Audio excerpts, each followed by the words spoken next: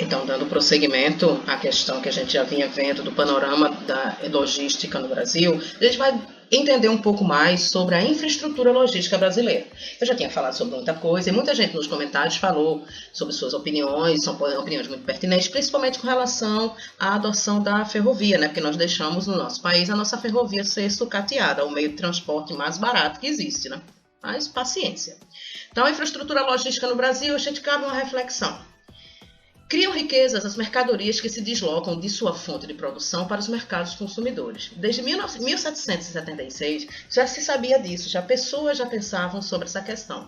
O grande boom do comércio veio das grandes rotas de comercialização, principalmente rotas como a gente conhece, como a Rota da Seda. Então foi isso que trouxe o mercantilismo para que a gente compreendesse isso melhor. Inclusive tem um vídeo meu que explica bem essa questão do mercantilismo no vídeo que fala sobre economia, empreendedorismo e sistemas econômicos. Então seria interessante, se você tiver interesse em fazer algo mais profundo sobre esse assunto, você dá uma olhada nesse site. Eu vou deixar o card aqui para que você possa clicar e entrar se você tiver interesse.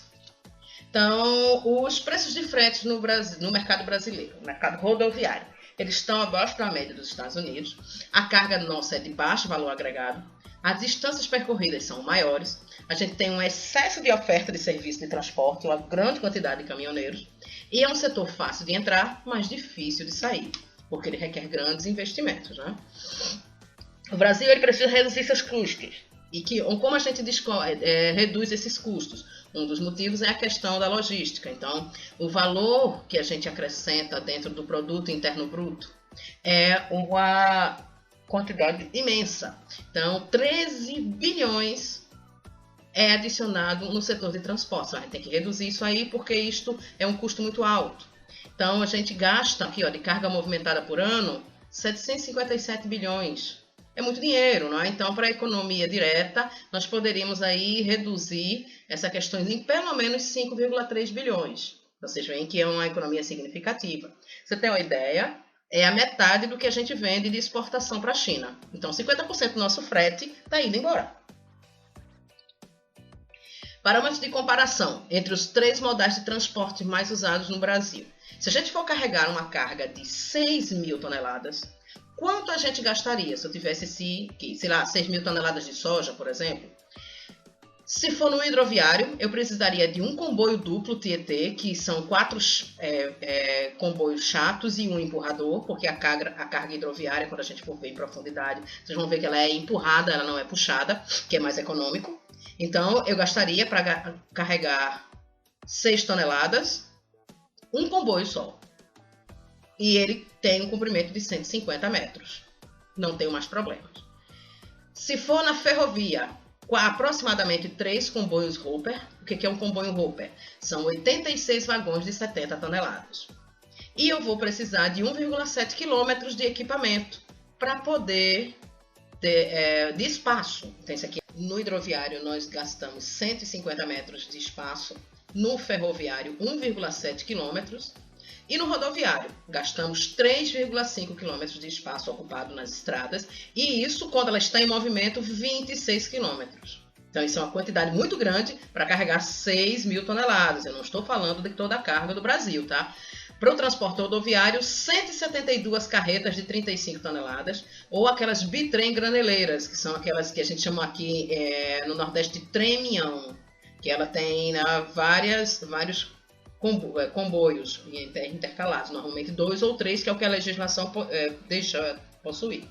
Então você vai ver que a gente tem um custo muito maior, a quantidade de comboios. Então um leva um comboio, o outro 3, e no rodoviário 172. Então é um custo muito alto, né? Custo da infraestrutura. Custo médio da via de dólar por quilômetro quadrado, tá? Então aqui, ó. 34 mil dólares por quilômetro, a ferrovia 1.400.000 por quilômetro, porque precisa de infraestrutura, e 440 mil dólares por quilômetro na rodoviária. Custo de manutenção da via é baixo, o hidroviário, a ferrovia é alto, e o do rodovia é muito alto também. A vida útil. A hidroviária alta, né? Porque a gente só precisa do rio ou do mar.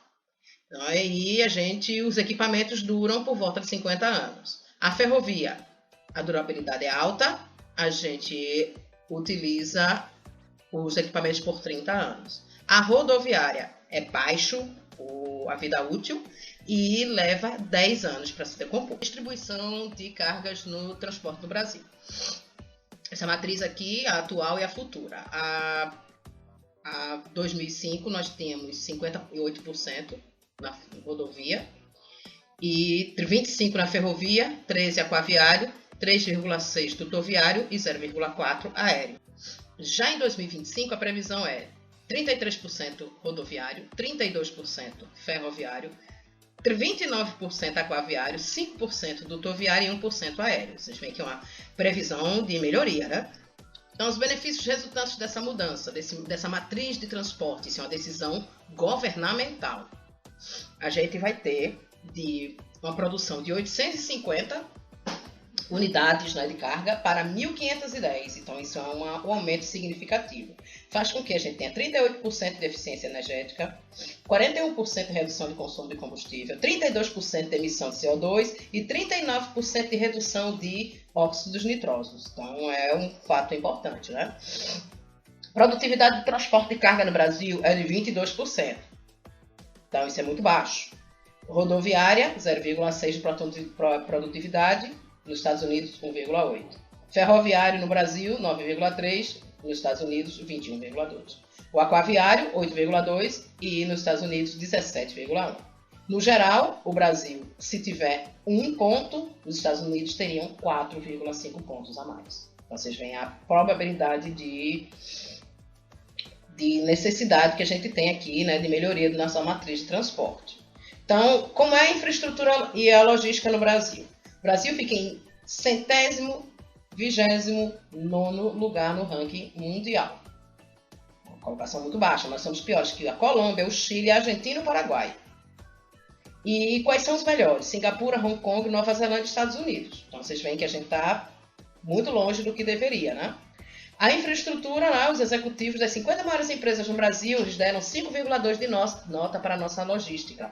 Porque eles reclamam principalmente com relação às estradas. Então, no Brasil, 212 mil quilômetros de estradas. Olha a diferença dos números dos demais. Então, capacidade logística do Brasil. A gente tem de ferrovia, o que vocês estão vendo aqui, quantidade muito pequena em relação a outros países, não é? E essa infraestrutura, os números eles são muito baixos, tá vendo? 75%, 78%, 71%, 67%, então isso fica muito aquém do que nós deveríamos, né? O IDH nosso é muito baixo. E a infraestrutura logística do Brasil em relação ao mundo. O Brasil está aqui, ó, em menos de 1. Olha para cá, ó, Vietnã, China, Tailândia, Rússia. Olha onde eles estão, com muito mais investimento que a gente. Por que os Estados Unidos não aparecem aqui? Porque os Estados Unidos ele não precisa investir tanto quanto nós, porque os Estados Unidos já está no outro nível de percentual do PIB e o percentual per capita. Então, isso aqui é diferente do nosso. Então, países como Bangladesh, Irã e Indonésia, que não são países desenvolvidos, lá o Camboja estão acima do Brasil. Daí você percebe a diferença, né? A globalização dos mercados impuseram algumas adequações e algumas necessidades. Então, todos os players, o que são os players? Os stakeholders, as pessoas interessadas nessas ações. Elas têm que se adequar aos parâmetros internacionais de eficiência e produtividade, senão eles vão estar fora desse processo de desenvolvimento. Investimentos públicos no infraestrutura estão baixíssimos e cada vez menores, 2,3% do PIB até 98, e em 2002 só 1,88%. Então, muito baixo em relação aos demais, né? E isso vai decaindo cada vez mais. Então, você vai vendo que cada vez mais, ó, aqui, ó, na década de 80 era 2%, nos anos 90, 0,97% e até 2004, 0,73%. A gente investe muito pouco nesse aspecto, né? Então, o crescimento anual, né, a média da infraestrutura dos setores que são mais importantes para a questão da logística. Então, de 51 a 63, as ferrovias estavam em decaimento, até os anos 80 também. Entre 81 e 93 a gente deu uma melhorada. E de 94 a 2002 caiu de novo os investimentos. Foi quando a gente teve o sucateamento da nossa rede ferroviária. Energia elétrica, os investimentos aumentaram até a década de 80, depois disso vem decaindo. Rodovias pavimentadas, os investimentos eram altíssimos na década de 50 e vem decaindo. Telefonia, mesma coisa. Vinha ao contrário. Vinha com pouco investimento e nos anos 2000 com altíssimo investimento, né? 22,9. Os vetores de expansão. O que é que a gente precisa para resolver alguns problemas de expansão que nós temos no Brasil? Um fator importante, o coração disso tudo é a Bahia. Ela é considerada o coração de toda a logística em relação ao Brasil, porque ela é um ponto intermediário entre o Porto de Santos e o Porto de Suape. Então, o que seria a melhoria desses vetores de expansão? Primeiro, a infraestrutura e a logística. O término da ferrovia leste-oeste. Eu vou voltar o slide para vocês verem do que eu estou falando no mapa do Brasil. Então, aqui, na Bahia, seria terminar o setor leste-oeste. Vocês percebem que tem um vazio aqui para interligar essas ferrovias com as ferrovias que tem no Nordeste. Então, eles querem fazer uma nova ferrovia que se liga com essa aqui, em São Paulo, e construir aqui outra que passe pela Bahia. Seria o que eles consideram como um vetor de expansão significativo. O Porto Sul, para concluir, o Aeroporto Internacional de Ilhéus, que vai fazer também diferença no modal aeroviário, a requalificação de aeroportos regionais, alguns deles estão sendo requalificados, como é o caso de Vitória da Conquista, a conclusão do Gazene, que é o gasoduto do Nordeste, que é importante, né, para a questão do transporte, a infraestrutura das SSA, que são as empresas as vias que serviram para a Copa e que têm que ser reestruturadas, as vias expressas, né, de Salvador, uma ponte Salvador-Itaparica também, a exemplo da ponte Rio-Niterói, eles querem fazer uma, e a requalificação das rodovias, principalmente o complexo da BA-093, que é a que leva toda a produção brasileira para os portos e que também liga a Bahia para o centro-oeste. Os investimentos devem ser feitos na indústria naval, em parques eólicos, em mineração, em projeto salitre, que é a parte da irrigação, e na área de petróleo, principalmente com relação às refinarias e também a interligação já com o Rio de Janeiro, devido à sua proximidade, para o pré-sal. Então, a política governamental para o setor de transporte. A ideia que está por escrito seria atender com eficiência a demanda decorrente do crescimento interno e do comércio exterior, reduzir os níveis de ineficiência, acidentes, tempo de viagem, custo do transporte, estruturar os corredores estratégicos de transporte, estimular a participação dos modos hidroviário e ferroviário, como eu venho falando aí, e também a intermodalidade, escoar adequadamente a produção, apoiar o desenvolvimento da indústria do turismo, porque essas estradas, ferrovias e hidrovias também servem para o turismo, e permitir a ligação do Brasil com países limítrofes, como é o caso da Colômbia, Peru, Chile, Paraguai, Uruguai, Argentina, que tudo isso precisa desovar a nossa produção para lá.